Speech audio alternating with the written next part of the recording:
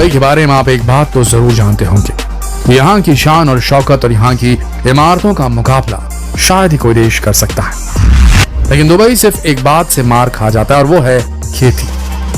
आज से कुछ समय पहले दुबई 85% फूड प्रोडक्ट्स बाहर के देशों से इंपोर्ट किया करता था। जी हाँ, क्योंकि इस रेगिस्तानी इलाके में खेती पॉसिबल ही नहीं है।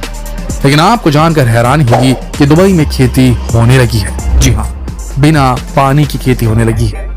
अब आप भी सोच रहे होंगे कि इस सूखे स्थान में जहाँ पर गड्ढा भी खोदा जाए तो कच्चा तेल निकलता है, पानी नहीं, भला वहाँ खेती कैसे हो सकती है। तो दोस्तों बने रहिए इस वीडियो में। आप आज दुबई की वो टेक्नोलॉजी देखने वाले हैं जो वाकई में आपको हैरान करके रख देगी। दुबई में खेत की कल्पना करना वाकई में नामुमकिन सा लगता है, लेकिन आप इस बात को कैसे भूल जाते हैं कि जो देश दुनिया की सबसे ऊंची इमारत बना सकता है, क्लाउड सीडिंग जैसी टेक्नोलॉजी से जब चाहे बारिश करवा सकता है, वो फार्मिंग की टेक्नोलॉजी में कहां पीछे रहने वाला है। और इसीलिए अब दुबई में खेती करने का एक अनोखा तरीका ढूंढ निकाला है, जिसे हम सभी वर्टिकल फार्मिंग के नाम से जानते हैं।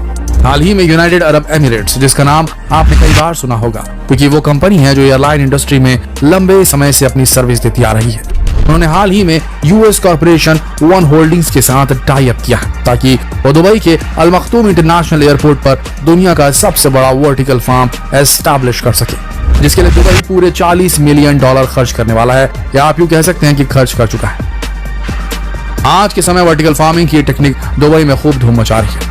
बस अब आप ये समझ लीजिए कि अब इस रेगिस्तान में टमाटर, प्याज, मिर्ची सब कुछ उगने वाला है। लेकिन आप इस बात को भी जानते हैं कि दुबई में पानी की बहुत कमी है। तो दुबई आखिर इस समस्या का हल कैसे निकालने वाला है, कैसे इस रेगिस्तान में खेती करने वाला है, आइए समझते हैं। मैं आपको बता दें कि सिर्फ वर्टिकल फार्मिंग ही वो मॉडर्न तरीका नहीं जिसकी मदद से आज के किसान जबरदस्त मुनाफा कमा रहे हैं, बल्कि खेतों की दुनिया में अब एक ऐसी तकनीक भी आ गई है जहाँ पर आलू हवा में होने लगे। जी हाँ, हवा में। वो कैसे, चलिए आपको दिखाते हैं। खेती की इस तकनीक को एरोपोनिक्स कहा जाता है। हालांकि इसमें भी वर्टिकल फार्मिंग सेटअप का इस्तेमाल होता है और साथ ही शेड की भी जरूरत पड़ती है, लेकिन इसमें मिट्टी का इस्तेमाल नहीं होता। ना ही एक्वापोनिक तरीके की तरह पौधों को हमेशा पानी में डुबाकर रखने की जरूरत पड़ती है, बल्कि ये तरीका बिल्कुल ही अलग है।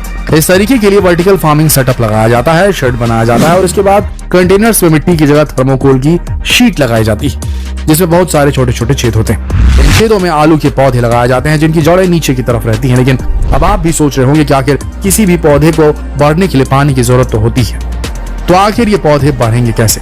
दोस्तों असल में इन पौधों की जड़ें नीचे की तरफ होती हैं और कंटेनर के ठीक नीचे जहां पर इनकी जड़ें होती हैं वहां पर पानी के फव्वारे लगे होते हैं। वक्त वक्त पर इन फव्वारों को चला दिया जाता है, जिससे पानी इनकी जड़ों में जाकर बैठ जाता है और इन्हें जो पोषक तत्व देना होता है इस पानी में मिलाकर इन पौधों की जड़ों को दे दिया जाता है।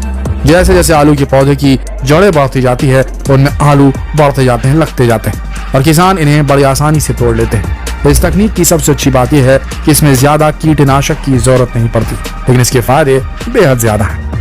आपको बता दें कि इस तकनीक का इस्तेमाल करके आज किसान नॉर्मल खेती से 7 गुना ज्यादा पैदावार निकाल रहे हैं, वो भी कम कीटनाशक की उपज के द्वारा। अब आप खुद ही समझ सकते हैं कि खेती की मॉडर्न तकनीक आज के समय कितनी ज्यादा फायदेमंद है, लेकिन इसकी कुछ दिक्कतें भी है। जैसे कि इस खेती को करने के लिए आपको अच्छी खासी लागत की जरूरत पड़ेगी, क्योंकि इस फार्मिंग को करने के लिए आपको बहुत बड़े शेड की जरूरत पड़ेगी। साथ ही साथ टेम्परेचर को कंट्रोल करने के लिए सेंसर और मशीनों को भी इंस्टॉल करना पड़ेगा, जिनका खर्च लाखों करोड़ों तक पहुंच सकता है। इसके अलावा ये पौधे हमेशा आर्टिफिशियल रोशनी में रहते हैं। इन्हें ज्यादा से ज्यादा उपजाऊ बनाने के लिए कई बार इसमें आर्टिफिशियल लाइट की जरूरत पड़ती है। इसके बाद इन सारी मशीनों को इस्तेमाल करने के लिए बिजली की लागत कई गुना ज्यादा बढ़ जाती है। लेकिन देखा जाए तो इस मॉडर्न तकनीक में नुकसान से ज्यादा फायदा, क्योंकि इस खेती में ना ही ज्यादा पानी की जरूरत पड़ती है, ना ही ज्यादा जगह की। इसके अलावा इनमें कम से कम कीटनाशक का उपयोग होता है। दूसरी चीज, इस तरह की खेती ऐसे शहरों में बड़ी आसानी से हो सकती है जहां पर जगह की बहुत कमी है। वर्टिकल फार्मिंग को जानने से पहले जरा इसकी कुछ तस्वीरें देख लीजिए, ताकि आपको समझ में आ जाए कि वर्टिकल फार्म दिखता कैसे है। इस तस्वीर को देखकर आपको इतना तो आइडिया लग गया होगा कि वर्टिकल फार्म्स होते कैसे हैं। इन वर्टिकल फार्म्स को तैयार करने के लिए एक बहुत बड़े शेड की जरूरत होती है, उसे बनाया जाता है जिसके अंदर टेम्परेचर कंट्रोल किया जा सके। इस टेम्परेचर को कैसे कंट्रोल किया जाता है इसके बारे में हम आपको आगे बताते हैं। इस फार्म को तैयार करने के लिए शेड बनाने के बाद जमीन में 2 से 3 फुट गहरे गड्ढे किए जाते हैं। इसके बाद इनमें पाइप्स लगाए जाते हैं और फिर पाइप्स को लगाकर इनमें लंबे लंबे कंटेनर्स को वर्टिकल शेप में सेट किया जाता है, जैसा कि आप तस्वीरों में देख चुके हैं। हर कंटेनर के बीच में एक अच्छा खासा गैप होता है। इसके बाद इस कंटेनर में मिट्टी डाली जाती है, लेकिन मिट्टी को इस कंटेनर में डालने से पहले मिट्टी का लाभ टेस्ट किया जाता है। इससे पता चल जाता है कि मिट्टी में क्या कमियां हैं। इसके बाद मिट्टी में कोकोपिट और वर्मी कंपोस्ट मिलाया जाता है और अब ये मिट्टी कंटेनर भिजाने के लिए बिल्कुल तैयार हो जाती है। वैसे आपको बता दें कि कई लोग बिना मिट्टी के भी इस तरह की वर्टिकल फार्मिंग करते हैं, लेकिन उस फार्मिंग को हाइड्रोपोनिक्स या एक्वापोनिक्स कहा जाता है। उसमें मिट्टी की जरूरत बिल्कुल भी नहीं पड़ती। मिट्टी डालने के बाद अब इस मिट्टी में पानी का छिड़काव मात्र किया जाता है और फिर पौधे रोप दिए जाते हैं। लेकिन जैसा कि आप जानते हैं कि दुबई का तापमान खेती करने के लिए बिल्कुल भी अनुकूल नहीं है, तो इसीलिए इस वर्टिकल फार्म के तापमान को अनुकूल बनाने के लिए शेड में टेम्परेचर कंट्रोल किया जाता है। टेम्परेचर को कंट्रोल करने के लिए शेड के अंदर बहुत सारी फॉग मशीन्स लगाई जाती हैं। जैसे ही शेड के अंदर का तापमान बढ़ने लगता है, इसमें लगे ऑटोमेटिक सेंसर फॉगर मशीन को ऑन कर देते हैं। इसके बाद पानी का फुहारा बरसने लगता है, जिसकी वजह से शेड के अंदर का तापमान फिर से नीचे गिर जाता है।